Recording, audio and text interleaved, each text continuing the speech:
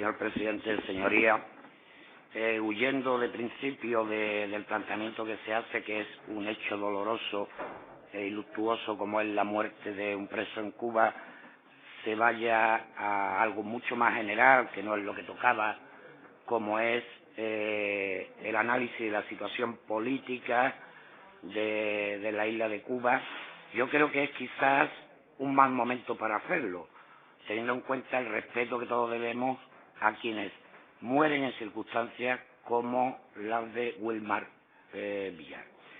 Pero es verdad que en aquellos días de enero, cuando se producía la muerte de Wilmar Villar, asistíamos a reacciones bien distintas. Por un lado asistíamos, y lo digo no bien distintas por distintos grupos políticos, sino dentro del mismo Partido Popular. Asistíamos, por un lado, a la reacción del Gobierno por boca de la vicepresidenta, doña Soraya Sáenz de Santamaría, y por otro lado del Grupo Parlamentario Popular, por boca del ponente de esta proposición, el señor de Luis. Y la prensa, con carácter general,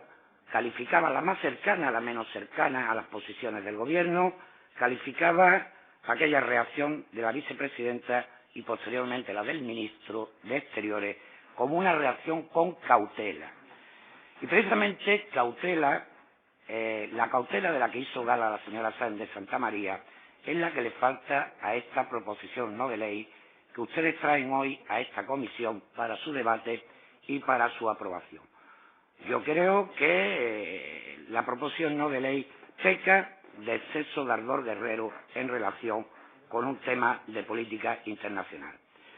La señora vicepresidenta había mostrado su consternación, había aprovechado también para solicitar del Gobierno de Cuba la liberación de todos los presos políticos, cuestión esta que no se consiguió nunca durante los gobiernos de José María Aznar. Lo único que se consiguió con aquellos gobiernos fue una posición única europea, una posición unilateral, y que después esa excarcelación solo ha sido posible con los intentos de los sucesivos gobiernos de José Luis Rodríguez Zapatero, donde sí se produjo la excarcelación de un número importante de presos, muchos de los cuales, la inmensa mayoría, vinieron a España, otros quedaron en terceros países y algunos permanecieron voluntariamente en la propia Cuba. Decía el ponente de la proposición no de ley que la causa era desacato a la autoridad. Y efectivamente, es desacato a la autoridad, pero no por manifestarse. Tenemos versiones, y me he ocupado de conocer las versiones que podríamos llamar de una forma un poco sencilla, pro-castrista, anticastrista, y en esas versiones, en todas queda claro que hubo un incidente en el mes de julio del año 2011, en el cual la víctima, el preso fallecido, había golpeado a su mujer, se había producido un parte médico que yo he podido consultar a través de internet, un parte de lesiones, y que fue la suegra quien lo denunció, que en ese momento acudió la policía y que al acudir la policía fue cuando se produjo el desacato. Pero estaba en libertad sin carga el señor Villar a la espera de juicio. Ese juicio se produce posteriormente, se produce el 24 de noviembre, y en el tránsito entre el incidente y el juicio del 24 de noviembre es cuando el señor Villar se une a la Unión Patriótica de Cuba. Cuestión muy legítima y lógicamente respetable por mi parte. Pero creo que no se puede decir que el desacato responde a un hecho distinto del que respondió y que el juicio se produce por un hecho distinto o por un desacato que tiene otras motivaciones. El hecho luctuoso se produce, desgraciado, pero no muere en prisión, muere atendido en hospitales, en un hospital en Santiago de Cuba, y por lo tanto no se muere en la celda, que podría ser una imagen aún más lamentable. Con todo y con eso, nosotros hemos lamentado la muerte del señor Villar. Ustedes, cuando estaban en la oposición, cuando el hoy jefe de gabinete, el señor Moraga, era la persona que se ocupaba de los temas de relación con Cuba, fueron siempre muy duros con el régimen castrista, y yo les entiendo.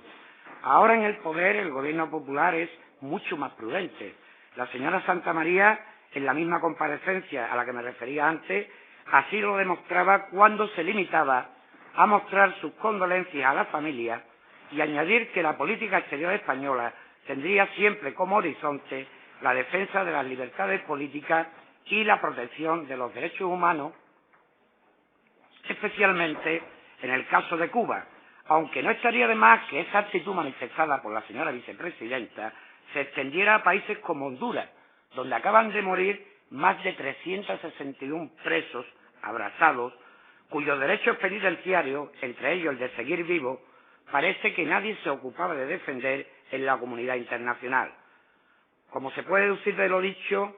la señora vicepresidenta hacía una apelación al régimen cubano que evitaba cuidadosamente la palabra que aquí hoy se introduce en la proposición no de ley del Partido Popular de condena, palabra que, como digo, aparece en el original de la PNL,